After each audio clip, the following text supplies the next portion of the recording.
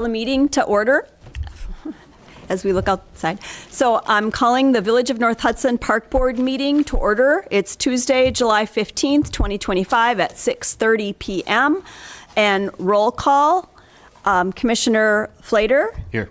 Commissioner Helgeson. Here. Commissioner Martinez. Here. Commissioner Ortner. Here. Commissioner Ryder. Absent. Commissioner Wolf. Absent. Chair McGurran. Here.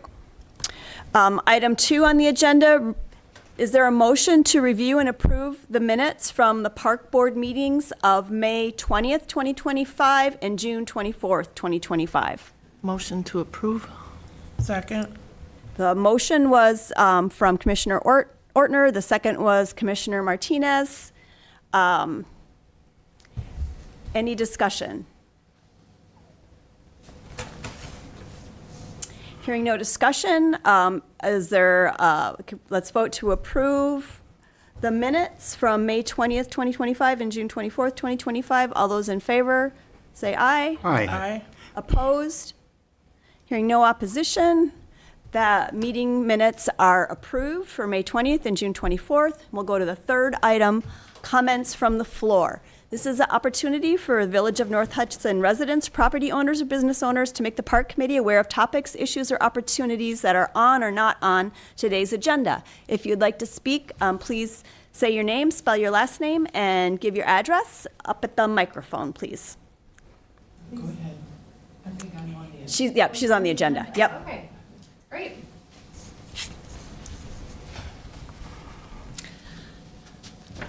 Hi, everyone. My name is Sarah Schwalbach, S-A-R-A-H, last name S-C-H-W-A-L-B-A-C-H. I live at 1247 10th Street North here in North Hudson.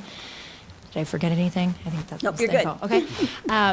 I'm here to follow up. I was here in May and came in June and just wanted to continue to be a part of this process and the conversation.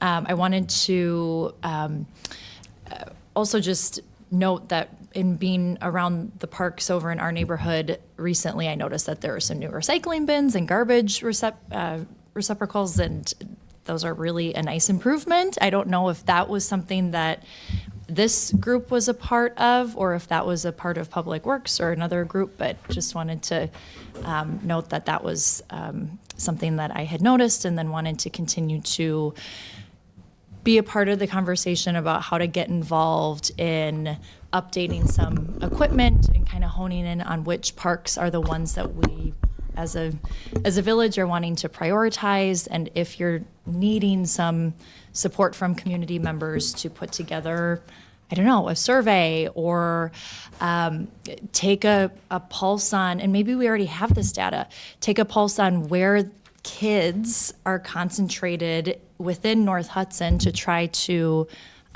make sure that the resources that we're delegating are being allocated appropriately. So I just wanted to kind of talk about that. And then at the May meeting, one of the takeaways from that meeting for me was more specific asks for park equipment. What are we specifically asking for? And I didn't know if there was like a subcommittee or another conversation to dig into what that could look like. I know Commissioner Flater had mentioned some resources available to kind of a catalog of some sort that we could look at for some of that equipment. And so I just didn't know what that process would look like, and I wanted to come and follow up. That's what I had. Wonderful. Thank you so much. Yep. I had a call from one resident who asked that public comment be entered into the record on her behalf. That is Mary Beth Matea, M-A-R-Y-B-E-T-H, Matea, M-A-T-A-Y-E-A, 210 7th Street North. Her comment was she hopes to have parkland preserved by the dam and go forward with a bike path and a park. She would like to honor the St. Croix River National Scenic Waterway. With those two comments, we'll close public comment. and move on to agenda item 4, which is a request to move the meeting series for the park board from a 6:30 start time to a 6 p.m. start time, discussion and possible recommendation. So the discussion is that we were asked to consider moving to a 6 p.m. start time because the Public Works has moved their time up a half hour, and that means that we've got staff here and the River Channel here with some unused time. And so discussion on that item, what is the feeling of the park board of moving to a 6 p.m. start time? I'm okay with that. Works. Nod, nod, nod. I get off at 5, so should be fine. Okay, so can we, let's see, I think, Do a motion. yep. I make Someone- a motion that we move our start time for park board meetings to 6 p.m. Will this be starting in August? Want to make your motion to start in August? to start in August of 2025. Okay, so we have a Second. motion from Commissioner Ortner and seconded by Commissioner Martinez to move the start time to 6 p.m. for the park board meeting starting in August 2025. All those in favor? Aye. Aye. Opposed? None. That motion carries. Item number 5, Browns Beach parking opportunity discussion and possible recommendation. We turn it over to our park superintendent. I just learned that was your title. Well, I just learned it too. All right, I'll read the background information here. With recent revitalization of Browns Beach, the area has seen a significant increase in public use, which is a positive outcome for the community. However, the growth has intensified long-standing parking limitations in the surrounding area, particularly along 3rd Avenue North. So it's Galahad, and then there's a little skinny road called 3rd Ave North that goes down to, a couple residents on it, and it goes down to the beach. 3rd Avenue North is only 24 feet wide, which restricts parking to one side of the street. The presence of multiple residential driveways further reduces the number of available spaces. Additionally, this is the big one, the residents have raised concerns about vehicles parking too close to their driveways and making it difficult for them to exit and enter their houses, especially when they have trailers. And these are boaters and stuff. They live by the river, so they can't get in and out of their driveways. It's always been a concern. I think you could look back to public safety. There's minutes on that, and there is an easement down there. It aligns with our park, what's that document called that we approve every, it's like the comprehensive plan for the park. One of the sections in there is utilizing easements for the residents to be able to access parks or turn them into parks, and this would align with that. Right now, realistically, you can get about 4 cars down there without irritating people. And that would be on the north side of the road where, coincidentally, that's where most of the driveways are. So I've had an overwhelming amount of requests from residents that basically the statements usually say, you guys spent all this money on making a nice beach, but nobody can go there. I guess I don't have an opinion on it. I see it. I see the parking congestion, and then we have an alternative beach, which would be, or it's not a beach, we have Ferry's Landing, which there's a swim area. But the parking has been an issue, and then this is more of a public works thing than parks, but we currently kind of rut up our Summers Landing Park when we haul our snow away, because that's kind of our triage point for our snow from the cul-de-sacs.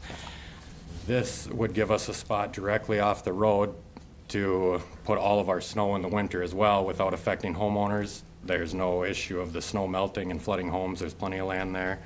The houses have enough elevation to where it wouldn't flood their yards. So it's kind of, it helps out the public works and the snow plowing, and it really helps out our residents, giving them a place to park to not be, residents that are visiting the park and residents that live there, it gives them the opportunity to avoid confrontation. So that's kind of why this has gotten pushed forward.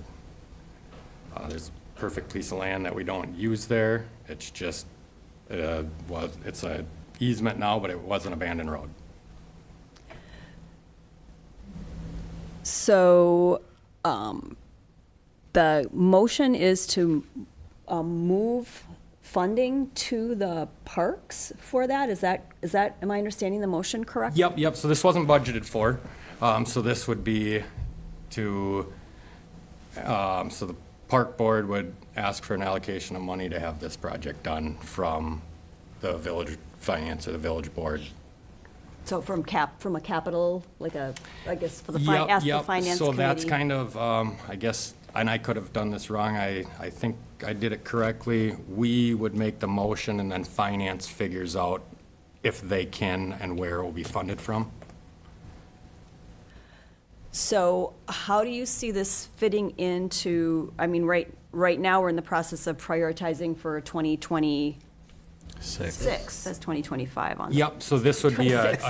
this year's expense, so to amend the budget and have the project completed this year. So it wouldn't go on our priorities for next year? No, this would be this year's and kind of just to wrap up the whole Browns Beach project. So we want to purchase an easement? Nope, we already have the easement. We want to be able to put in a parking lot. I can give you the motion statement here with the bid on it. It should be in your packets as well. So it is in the online, if you're online right now in the file share for this meeting, it is part of the packet for the park board meeting this evening. And so the motion, if someone wants to make the motion and second it, then maybe we can open up some Okay. discussion and move that forward. And I can hand that to you too, that's the motion statement there.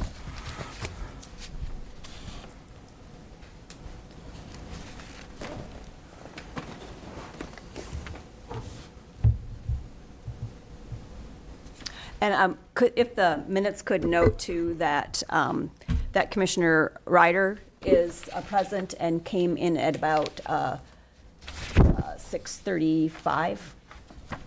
Thank you. Welcome. Do you want to make that motion?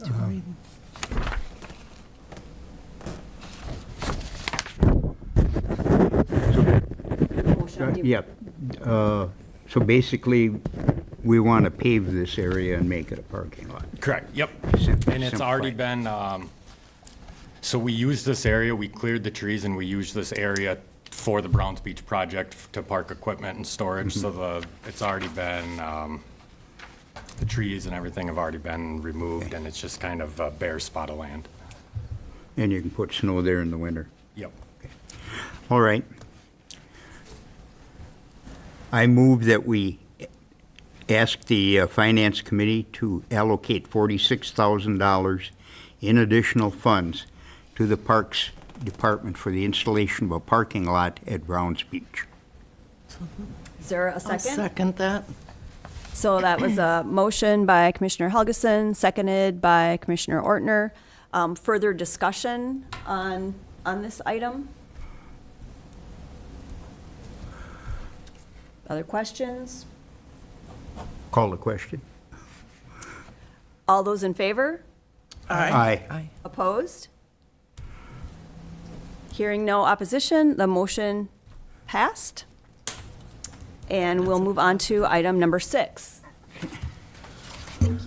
St. Croix Bike and Pedestrian Trail Coalition, discussion only, possible recommendation. So we have a guest here this evening at the request of the park board from our prior meetings. We also had, when we discussed our priorities at the May meeting, it was a priority, I believe, of Commissioner Helgeson to make some decisions about this item, which has been in the comprehensive plan and in the park, I'm gonna get the right name of this thing that you were referencing earlier, in the park plan. I've got so many, thank you. I'll take one just for tonight. So this is referencing the Village of North Hudson Outdoor Recreation Park Plan, 2014 to 2019, and then there's another updated plan that is for 2022 to 2027, I think. So if you can introduce yourself, spell your name, and tell us where you live and why you're here. Susan Heiser. I am with St. Croix Bike and Pedestrian Trails Coalition. I live in Stillwater, Minnesota now, but I used to live in Hudson. And I'm here to talk to you about what might be able to happen down at the old railroad trestle down at the confluence of the Willow and the St. Croix River, down where the railroad trestle still is, but non-functioning now. So I first want to thank you for asking me to come. And second of all, how many of you have been down to the old railroad trestle? Okay. If you haven't been, you should go down there and look. It will give you a different perspective for what it is like to be on the verge of a scenic river. Some quiet and some river sounds and some animals and all kinds of things that happen along a river's edge. It's kind of calming when you get right down to it. So what I have here is 4 pieces of paper that I'll try to go through as quickly as I can. It's an awful lot of information. Stop me if you have questions. I can come back with more. Susan, could I just say too that we have the village has 2 representatives on your Right. committee. Well, Nelson? actually, the St. Croix Bike and Pedestrian Trails Coalition is a nonprofit. It's been around for about 13 years. We do our business by subcommittee, and our subcommittee is the one that has 2 representatives from the village, the city, the county, although they have stepped away for now, working on this project. And our representatives are Kirk Nelson and Amy Noonan, and they were not able to be here this evening. Right. So the first map there are a lot of things on here that I want you to look at, but the first thing that probably jumps out at you is all those white boxes. Okay, and they're pointing at different parcels along the river and around Lake Malibu. And what those are indications of, this map was put together probably 6 years ago by St. Croix County. And what they are indications of is who owns those parcels. And when I first saw this map, I thought, this is the map that defines what the project is. Because these parcels are owned by, we have 3 on this map, we have recently learned.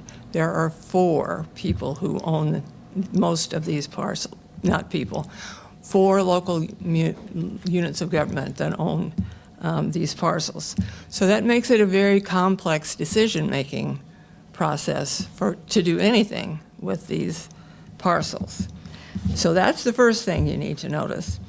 The second thing I want you to notice is all around Lake Malibu, all around the riverfront, there's a red dotted line. Does everybody see that? Sometimes I have trouble seeing it with my glasses. But all around is the red dotted line, and the red dotted line is where the scenic river overlay is. So you can see that all of this property within the Lake Malibu Basin is in the river overlay. And the village has authority. They have permitting authority and zoning authority over this area. So it's a protected area, but you have a very special, your government has a very special role to play here. The other one, the other line on this zone that I want you to look at, it starts about, if you see Highway 35, the Highway 35 bridge on the right-hand side of your picture, there's a line that starts there, and it shows the difference between the village of North Hudson and the city of Hudson. Does everybody see that yellow line? Okay, it starts out going toward the river, but then it makes a curve and it goes south, and it is that line that puts the railroad trestle properties and most of these jointly owned properties within the village of North Hudson. That's what gives you all the governing power. And it feels like, I'm not from this area, but it feels like to most people that this area, as that line turns and goes south, should be in the city. It's actually very much in the village. Would you like a map to look at as well? Okay, sure. So we started with this map. Our group started, we applied for assistance from the National Park Service because the Trails Coalition had been working on their own for a number of years once we knew that the trestle properties were for sale. And we applied for assistance from the National Park Service and surprisingly to me, got it. They looked at this area and the National Park Service was interested in helping us figure out what was the best way to do along this scenic river. Now, the other piece I want you to clearly understand is everything that says Union Pacific here, there is a Union Pacific line that's between the red lines up by Wisconsin Street, heading down to the trestle, and about halfway across the trestle, that's the halfway line between the north and south parcels for the trestle property.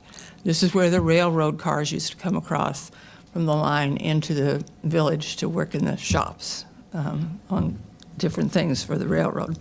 So from the middle of Lake Malibu on down south, it still says Union Pacific. That's the south parcel. And both of those parcels are owned by a private individual, Bruce Lenzen. He's been to your board. He's talked to your board members about what he'd like to do on those two parcels. Our group started out before we knew Bruce Lenzen was bidding on the property. We were trying to convince the multiple owners to purchase the trestle properties from the Union Pacific. But Bruce Lenzen did. So now we have all these multiple owners of all these different parcels and a private individual. More complex as we go. So there are a lot of things for you to look at on that page and important things that define what this project is. So the second page is a park concept plan that our trestle committee put together. That's the one that two of your people from the village belong to, and they've had a very active part in this. And it looks a little different because we didn't include the north parcel at all. There's no surrounding property there that could be built on. So we didn't include that at all because it's owned by Bruce Lenzen, and we don't have anything to say about what could happen there. So at the top of this page, it kind of starts in the middle of Lake Malibu, and this is all the south parcel. And I'm not going to just read this whole thing to you. It's got a legend here, but we did not put anything on the south parcel that Bruce Lenzen owns. We just went through a design charrette with the National Park Service telling us what was possible to go there, and we probably worked 6 or 8 months on this plan. And so you can see that there is a dotted line along the river. It's a natural path along the river. You can see that there is an overlook into the St. Croix and one into Lake Malibu. You can see that there's a park pavilion there. You can see up on the top of the hill where you come up North Street and make that 90-degree turn. Right up in there is where the Native Americans, there's history there. So it is a parkland, a creative playland, and places that we thought we could put historical information about the area there, which isn't. I was new to Hudson, and there doesn't appear to be a whole lot of history marked here. So this would be a place that we could do that. So it's low grow, low mow grass. It's very much, there's a play area, a natural play area. It's very much, our vision was to have a place where the village and city people could meet each other with their meet with their friends, meet with their kids. They could walk along the river if they wanted to. And, you know, if we were lucky enough to get a bike trail across the trestle, there's a bike lane, and visitors could come, bringing their tourism dollars and travel with them. So I'm going to leave this with you now. There's very little parking here because there's not a lot of area for parking down there. But the hope is that people would be walking in from the city and the village. They would be riding in on their bicycles. We wouldn't need a lot of car parking. So I'll just let you look at the legend and see, but that's what our committee has been doing for 3 or 4 years. A lot of other things, too. We've got a price for this. We've got all kinds of information and dollars that I'm not going to tell you about tonight, but if you wonder about it, ask me, because we probably have it. So if you turn to the third page, this is our zoning legend, and you all should be concerned about this now because you're redoing your comprehensive plan, and that's where your zoning is located. So now we're back to, we're showing the north parcel there. The north parcel is in purple, okay, and it is, let's see, industrial and commercial. It's zoned industrial and commercial. So the north parcel from Wisconsin Street in purple, where it says Union Pacific, down halfway across the bridge, is industrial commercial now. At halfway across the bridge and all the way down, and all the properties surrounding the south parcel is zoned conservancy. And conservancy zoning is something where, as the our National Park Service told us, and you can read it, and you're probably talking about it in your comprehensive planning, you don't build things in conservancy zoning. You preserve what's there, you put a park, you put walking trails, you put picnic areas, views into the river, into Lake Malibu, but you don't build buildings in conservancy areas. And the other piece of this red, it's kind of loud, is the slope issue. And it's an issue down toward the river. The county has a slope. You can't build on certain, if your slope is more than a certain amount, you can't, they usually don't allow you unless you get a special exception or a variance. And these slopes are steep. They are within that problem slope area as far as building goes. So you can kind of take a look at all the red on there and know that it's pretty steep all the way around Lake Malibu. So you can see in this one, too, where the East Bank condominiums are on Galahad Street and where the Lake Malibu apartments, and they are zoned for low-density living and on the East Bank, out on the river, and high-density on the Lake Malibu apartments where the apartment buildings are. So that's the information that you have on that sheet.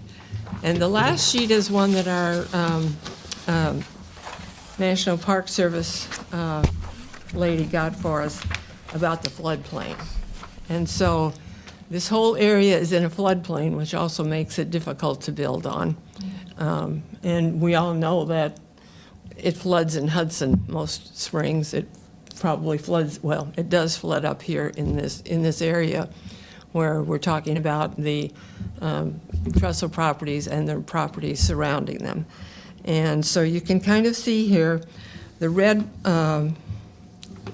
line is in a floodplain, right along the river there. Most of this is a yellow. It's at the yellow is up on the hill That's the 500-year, that if we get a flood up there, we're all in trouble. But most of it is in this middle level ground where a lot of years, if some of you who go down there and look every spring, a lot of years it is flooding over that small dam. It's wet in there. So that's the FEMA map of the floodplain here. So the person, Bruce Lenzen, who now owns the Trestle properties, is also hoping to own the surrounding properties on the south parcel and one just north of the dam. He has a competitive bidder out who is also hoping to own that land. And so there will be decisions to make at each of the 4 governmental entities about whether, first of all, whether they're going to sell the land, second of all, which one they're going to sell it to, and if they're not going to sell it, what are they going to do with it? That's facing each of the 4 entities, and your board is one of them. So that is all I brought for tonight. If there are things that you have questions about, let me know. I can talk with Mary. We have a whole lot more information. If you're wondering about things, I can come back again, tell you more, but that's kind of what I brought for tonight. Do you know if there's been any environmental studies of this area? There have been environmental studies of the Trestle properties that I know about, and some remediation of things, because of course there were some things, railroads went over it with lots of different chemicals, and yeah, and we thought everything was fine. The village had a report that said everything was fine, done by the DNR. But there was more remediation done before Bruce Lenzen bought the property.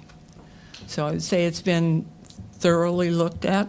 The Trestle properties have been thoroughly looked at. And the history is there. You can get those reports. But it's a good point. Other questions for the St. Croix Bike and Pedestrian Trail Coalition representative, Susan? I have a question, Susan. Sure. Would the coalition be interested in hosting or co-hosting a educational, informational event for the community about their vision for this area and some of the information that you shared this evening? We have been thinking about how to get the information that we've gathered out to the public. When we first learned that Bruce Lenzen we didn't know it was Bruce Lenzen, so that someone was trying to buy the property, we were just kind of quiet because we didn't know what was going to happen. Then we learned who it was, and we were asked to be quiet about it until he figured out what he was going to do. And now we're kind of to the point, he's now told the village what he wants to do here. And so it's probably time for us to let other people besides a few of us who know about this work that we've been doing, what the other opportunities might be besides what his plans might be. So yes, I think we would be interested. We have a lot of material. It might take us some time, some amount of time, a meeting or two, to figure out what we're going to bring and how we would do that, working with the village or however it turned out to be. But I think we have the material to do that. And it would be interesting, I think, if we could get the residents to come and just see. I think a lot of people don't even know that it's been there. One of the representatives from the city had never been down to the trestle. She didn't even know it was there. So I think, it's something that it would be good for the residents to know the information help you decide, that your elected officials decide what to do. I wonder if a video would be helpful. Well, we have a drone video that we can show. And it's beautiful because it was taken in the fall. It lasts about a minute and a half. When we go to the Hudson Expo every year, we take it. It is just a beautiful look at the dam and the flyover, and it just happened to be taken in the fall, which we didn't really plan that, but now every time we look at it, we think, wow, that was a good time to do that. But a video, more than that, you're thinking, or what are you thinking? Well, I'm just thinking if you're going to do a public presentation, that a video would be helpful for those that can't get down there or Sure. have difficulty getting down there or whatever. That would be surely something we would bring, and we would bring probably these kind of things on a bigger board that you would, station them around the room and have somebody there to talk at each board about the information on each sheet in more detail. Because if you look on here, there's an awful lot of detail. And then we would have handouts. I think last time I was here and I wasn't prepared. I didn't have all the copies, but I left a fact sheet with you. We have a fact sheet of all the things that we considered going into the plan that we made. And we're a little farther down the road now, so we actually have put together another fact sheet as we're getting ready to try to get public input on what could be here.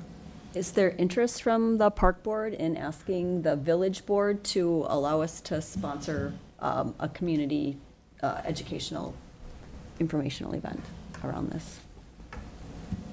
Yeah, I think so. We can do that. So I'm going to make a motion, and let's take a vote on that. And I do want to say that this has been in our park plan for decades to be involved in coordinating representation for a plan. And also it's been in our comprehensive plan to look at this issue, but we have not really had any traction on it. And now it seems like with proposals for the village to sell this property, that the community really needs to make a decision about what we want to see there. So I'm going to move that the park board work with St. Croix Bike and Pedestrian Trail Coalition to host a community education event about the Lake Malibu Basin property. Second. Okay, there's a motion by the chair, McGurran, seconded by Commissioner Martinez. Any further discussion about this? Is the City of Hudson Park Board going to be involved in this too? Because some of this land is in the city. Yes. The City of Hudson Park Board, it was my understanding that there was going to be some discussion between the Village Park Board and the City Park Board prior to me. Susan, can you address that? Yeah, we did talk about that, having the Village Park Board and the City Park Board meet. Pat Casanova is the chair of the City Park Board, and then Mary switched. So we can certainly facilitate that discussion again at our group.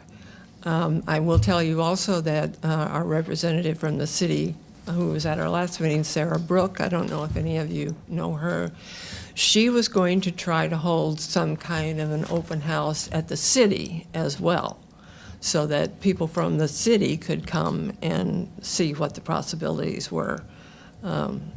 Because while this is all in your decision-making, you just know if a park would be built here, the people from the city would be here as well as the people from the village, and that would be what you would want the park for. So it's certainly something that you'd want to include them in.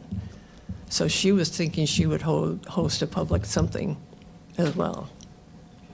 So if this came to happen, who would be responsible for park maintenance? For park maintenance? Well, we say always the owners need to get together and figure out a way to take care of a park in this area. So most of this property is owned in 50% the county, 20% city and village, and 10% the town of Hudson. Like the dam is. That's what we found out recently. We didn't know that until just recently.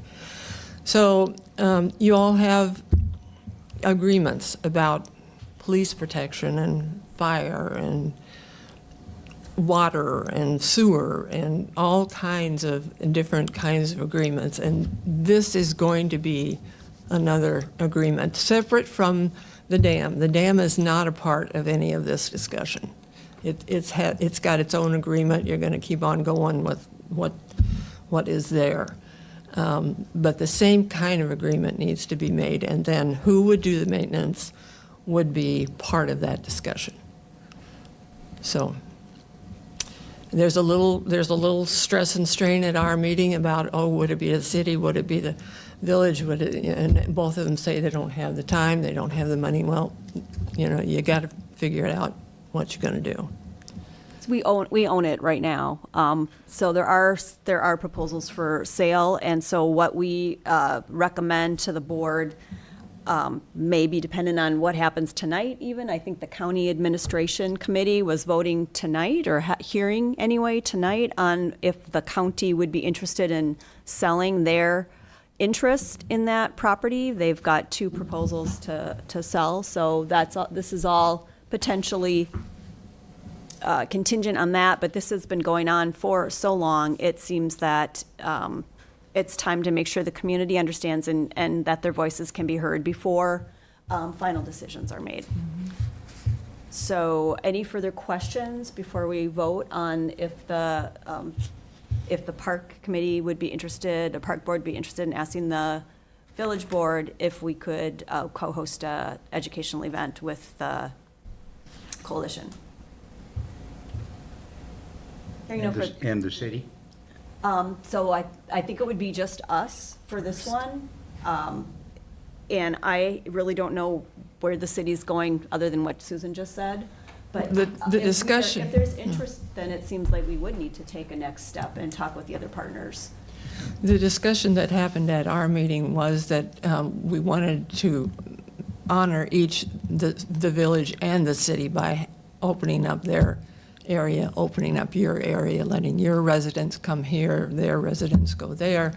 But eventually, it would be good to have a joint meeting somewhere where everybody could come, because that's the point of the park, is to get the 2 communities together, so. But I think for now, our committee anyway was talking about 2 separate meetings, one at the village and one at the city. Any other questions? All those in favor? Aye. Opposed? The motion carries. We'll move that forward to the village board. Thank you, Susan. Thank you. Okay, the next item is park walkthrough update, discussion, and possible recommendations. So all the park board should have a hard copy of the listing of the parks. And for those of you who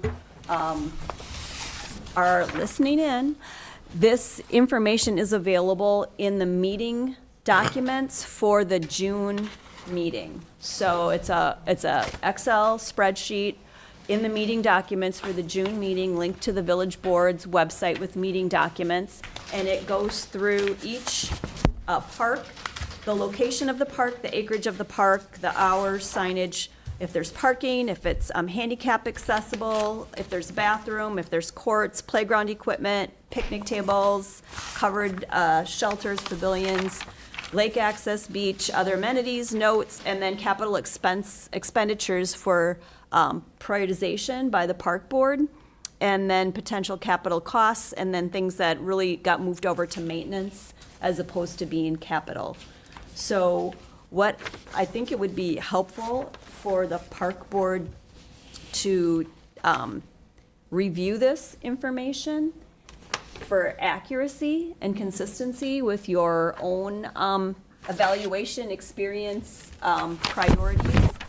And identify if there's anything now that you see missing by park, and we can add that on. And then what I'd like to see at our next meeting is where we prioritize the capital items, make a decision if we're gonna do it by park or by area or by topic. Like a topic could be multi-age playground equipment. A topic could be remodeling falling down pavilions. I mean, there's a lot of things that we could take a look at by topic or by park. Another thing I want to say about this is that there have been some items in the plan, the park plan from the 2014 plan, and then the 2020, whatever it is, 4 to 27 plan. I tried to get those listed in here. Again, if there's anything missing, we'll want to make sure and add those in. I suspect also that Matt Howell, who's here, our park superintendent and public works director, may have some feedback for the park board on priorities based on his knowledge of the condition of facilities and other things that we'll want to take a look at. Who inputted this information, and where's this coming from? Sure, I inputted this into an You Excel did. spreadsheet. I used the information that was provided by park board members from their walkthroughs. Okay. And also pulled out information that was in the park plan and information that I saw in recent meeting notes, and then information from my own walkthrough of the parks. So it's got multiple sources, but it may not be 100% accurate. Matt has a really extensive handout I that he don't have provided that. us, I don't know how long I ago. don't have that. Yeah, the inspection checklist. Yeah, which has Okay. oodles of things that Okay. need to be done, and some are hazards that need to be addressed, and others are cosmetic, but probably need to be addressed. This has a lot of information. Sure. So what I understand, and Matt can speak to this, is that items that are maintenance are not going to be on this list. And if that's a maintenance list, painting, other things, then it wouldn't be what we prioritize. That would be under your other, like, public works stuff. Is that right, Matt? Yeah, so like the repairs and the maintenance comes out of a 101 fund for the parks, and that's kind of, we get our set amount of dollars, and then that's for the maintenance of the parks, and then the park board for capital purchases or major projects, then we kind of use the motion statement process of this is the main concern, and then we get funding from generally it's the unassigned fund. And that's, we really, for that inspection checklist, that's kind of just things that we would like to get done on an annual basis, just to keep the parks operational, if that makes sense. Not really any major improvements. It might look like an improvement because we painted a building, but it's because the siding was gonna fall off or something.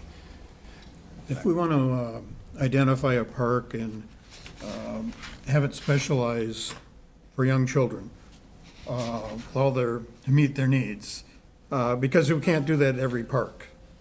Where would the money come from to do that? Could be multiple funding sources. I mean, we can ask we've got a healthy unassigned budget. We can ask for funding from that. We can work on some of these grants, some of the stuff.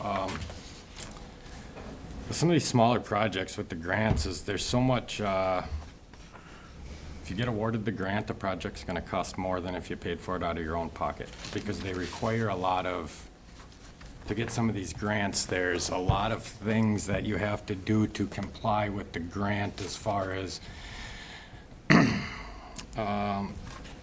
say Monroe Street, right? And I'm not trying to picking on anybody or anybody's feelings, but Monroe Street's had a road there for how many years? That's held up great, but we have thousands. We have to put in a study to make sure the soil's good enough to hold a road. We already know the answer to that. We've got studies to make sure that there's no indigenous people living in the area, which is important, right? But there's already a road there. So we've got $80,000 and all these things to get the grant when really we just want to pave the roads. So some of the big projects, the grants are amazing. The smaller, if it's under $250,000, it's kind of net neutral, as if we got a grant or funded it ourselves, because of the hoops we have to jump through to get grant funding. So Matt, are you suggesting that the list that Commissioner Ryder just had is maintenance Yep, things? that's a yearly list we do Okay. every year in the And we don't spring. need to prioritize that at the park board, or we do need to prioritize that? Nope, that's kind of more, when we ask for our money at budget, we kind of look at this list and say, okay, we're gonna need, 50 gallons of paint, this parking lot, this trail needs to be done, and then we ask for that in the budget as maintenance items, not so much, so I guess a good example would be, adding a new trail is capital, filling the potholes and budgeting to maintain a trail is just, we budget for that. And that's not really, that doesn't really go through the park board, that's just general maintenance to keep our parks operational. To fix a sandbox, a board on a sandbox, that's maintenance. To put in a new sandbox, that's a capital purchase, if that makes sense, I guess. So looking at the list here, is there anything that's, that the park board commissioners right now identify is something that we should add to this list?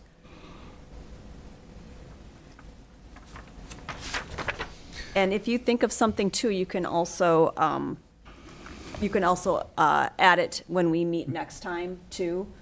So what I'll plan to do is to put this together in a little bit different format so we can prioritize the different capital expenditures. I know there's been also talk from the park board about which parks do we want to focus on, and I think we can make some of those decisions next month for the 2026. Long-term, I think we need to look at what we call a park, what we're keeping track of on this list, because obviously they're not all recreational areas. Right. Some of them are just areas. So if you're okay with that, that's what I'll do, and I believe that our park superintendent will help us with that between this meeting and next meeting. If you have things will you be at the next meeting? Will Yep. that be- Okay. Yep. So you can maybe just kind of help guide us on what you are thinking based on what you're seeing and what your staff is letting you know about. Does that make sense? Absolutely. So Mary, is that for park equipment, suggestions, et cetera? So, yep, so this would be not things that need to be fixed, but new things. If you have things that need to be fixed, I would say those should go on the village website with the maintenance request form. Is that how we should do that, Matt? If people see something at a park that needs repair?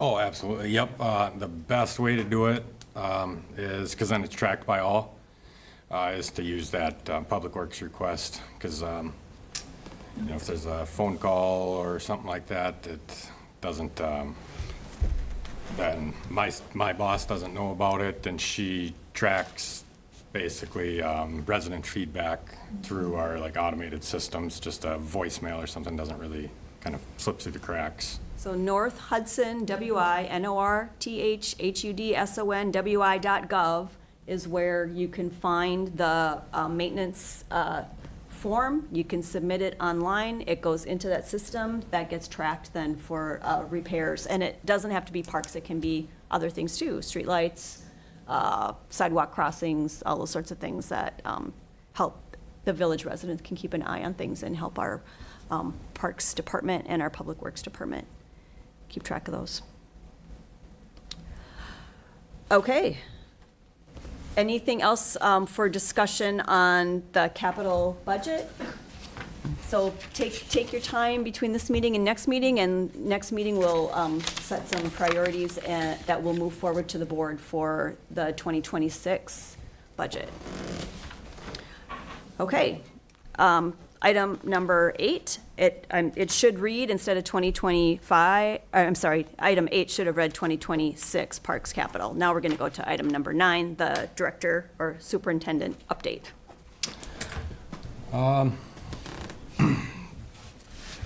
So a couple different things.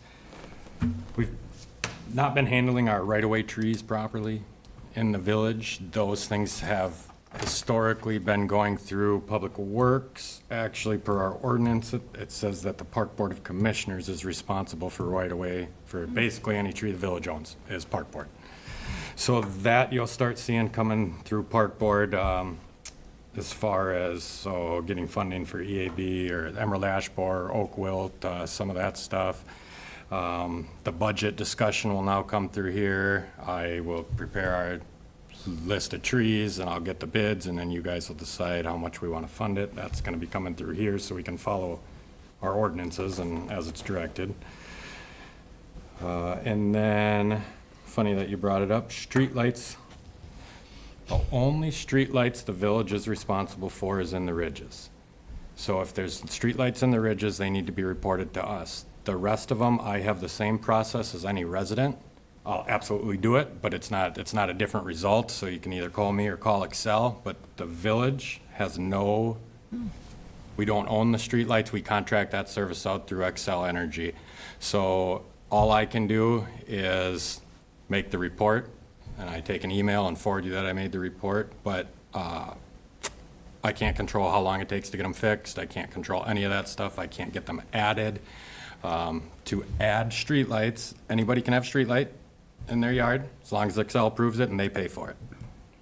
The resident. Yep, but that's on, and trust me, nobody wants to pay that bill. They are expensive. It's more than your electric bill for your whole house. Park lights too? The lights that are around the parks too? Correct. Yep, that's all contracted out through Excel. So, if additional lighting throughout the village is wanted, this is like a big deal. I get a lot of calls about this because everybody wants streetlights in their yard. Directly contact Excel and take care of that. That's nothing I can do. The only thing I'll do is sign the permit to allow it. I don't have any, it's not a village task. So when they're burnt out, as they're replacing it, there's some that they're taking the poles out as they're doing these projects and they're adding smaller ones, or they're not putting ones back up. MUTCD is that's basically the 1,100 page book we have of what we can and can't do on streets. Basically, we got to have them in corners so people don't run into stuff, but they're not for, streetlights are to bring attention to road hazards, not for security or for children to play under. So we can't, that's all village responsibility. So just to clarify that to the residents, that it's absolutely allowed to get them. We're not going to tell you no, but we don't fund that. Yeah, what else did I have here? Oh, and then to touch on garbages, we were able to get all, they're not brand new. The University of River Falls replaced all their garbage cans. The cans are each garbage can is about $1,200 a piece. We bought all 24 of them from the university for $200 for all of them. So it was like $8 a piece or something. Or $28 a piece, I think it was. So that's where those came from. That was something that we seen them come up on the auction. It was a couple days away, so we just spent the $200 versus running through because I have discretionary spending I can use. So that's where those came from. And we plan on perusing the auction site, because a lot of these universities must have some pretty good funding because they get rid of some really nice stuff. So we're going to continue to look at that for some of our park options. And we'll watch it a little more closely so we can try to run it through the board for approval and suggestions. That's awesome. Yeah. And that's about all I have. Oh, and then I guess we're not there yet. Oh, okay. Now we're there. Future agenda items. So on the future agenda items, you are going to see, as long as our committee chair would like it on the agenda, all tree-related items. And they will come to this board instead of Public Works. I have an agenda item for our next meeting or thereafter. I'd like to talk about the concept of having some parks specialize if we have a toddler park, for example, and if we do that, then we can plan in terms of equipment, and we can set up an advisory committee with parents, members of this board, to figure out how that works. Okay. That's an awesome idea, because I get tons of phone calls, and I'm out in the field, and I jot them down, and I try to remember them for here, but I think it'd be human nature for anybody. I only remember the ones that I think are really cool, because I get so many calls about it. So it'd be Okay. better for the community to actually plan what they want instead of Yeah. calling, because I don't sit in the office, I'm there for 30 minutes a day, and the rest is in the field, so it's hard to keep all this stuff organized I and know, get the work, so that'd be awesome if we could get a big group of community feedback, because typically how it's kind of been is the squeaky wheel gets the grease, because that's the people who show up. I'm actually hearing like two ideas. One is that we would have specialized parks, and another is that we'd have a citizen advisory committee to the park board for the parks. That's what I'm hearing. So Great. we might not get through all of that in August with our capital prioritization, but I'm adding those to the agenda. Other things that I think need to go on the agenda, we were asked, Commissioner Wolf would like a discussion on charging for using the pickleball courts. So we'll add that to a future agenda. We also need to start work. Once the comprehensive plan has information in the comprehensive plan, which Susan referenced, and that's something that the Village Planning Commission, or the Planning Commission, and the Village Board do jointly, and the comprehensive plan really directs the priorities of the village for the next 10 years in areas like facilities, land use, intergovernmental relations, all sorts of things that actually we've been talking about tonight. So once the comprehensive plan is voted on, which I believe is at the September board meeting, we should be using that document to take a look at the park direction that we have a planning, we have a Village of North Hudson Outdoor Recreation Park Plan. And so we should look for alignment in those documents, so we can start that probably this fall or early next year to work on that. If you are interested, I would really encourage you to come to the meeting in August for the comprehensive plan. There'll be a public comment time. The comprehensive plan itself is posted on St. Croix County's website, and it also should be posted on the village website. And you can see what the plan is being proposed that will direct the village for the next 10 years. So if you just look at St. Croix County, Wisconsin, sccwi.gov, and look for Village of North Hudson, all of the planning documents are listed there. There also is a survey that was taken of Village of North Hudson residents that has what their priorities are that we can also use. It'll be integrated in the comprehensive plan, and we can also use it in updating the park plan. Another thing that I wanted to say was asked at one of the meetings, Commissioner Flater asked about our vision, and there actually is a vision in the park plan that says the vision of the Village of North Hudson parks are to have open space that's safe and accessible and available for residents, that enhance the community, contribute to the quality of life, and protect the environment. So we'll take a look at that too this fall and into next year as far as if that is the vision that is consistent with what we would like to continue with. The other thing is there had been a question about demographic information, and we did get density information and age demographics for the village, and those are also in the meeting minutes, or not in the minutes, in the meeting documents from the June meeting. So those are posted online that anybody can take a look at it, and all of the park commissioners should have got a copy of that. And when you look at that map, you can see where the densest population is in comparison to where parks are located. And then there's also age information to help look at the age of the village residents. So I would encourage you to take a look at that. It'll also maybe help guide our discussion on prioritizing capital items for the next meeting. Can I add one more thing to the director update? Yes. E. coli Ooh, down in Hudson at the beach. That's on St. Clair County Public Health. Our beaches are fine because we have a current. We're not in that deal. If, I don't know, I had like 5 calls by 9 o'clock on it today. Our beaches are tested by St. Clair County Public Health, and that information is posted on St. Clair County Public Health. That would be the resource for that. That is not, village staff does not perform that. We don't make that determination. That's all done by the Public Health Department. Spoke with the guy who's in charge of it today. He said that we don't have like the vegetation and stuff, so we don't have all the geese, and that's what they're saying is causing it, so it's of no concern here. But if people are wondering if it's safe to swim, it's all published. Every beach is published on that St. Clair County Public Health, so that would be the resource to check before you, if you're concerned, before you go to the beach. And then we, obviously, if our beach was shut down, we would send it out on the listserv, put it on our Facebook, and notify people. But that is, our beaches, according to St. Clair County Public Health, are safe to use. So the people who can't go to Hudson, our beaches are good Is to that go. something we can put on the website, like frequently asked questions or something? Oh, yeah, I can talk to that. That's a great suggestion. put a link to the water Yeah. quality. So That's a beach great quality or something, beach water quality? Yeah, that's a great Perfect.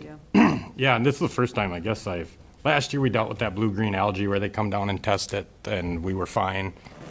I think, we're out in the current. We don't have the nice bay like they have, I guess. Maybe not nice in this instance, but, yeah, that's all, stuff's all not controlled by the village. That'd be St. Croix Public Health can answer you all the questions and give you all the information on the beach water quality. Wonderful. Thank you for bringing that up. Anything else for future agenda items before we close this item? Okay. Hearing none, I'm going to adjourn the Park Board meeting of Tuesday, July 15th, 2025 at 7:37 PM. Thank you all.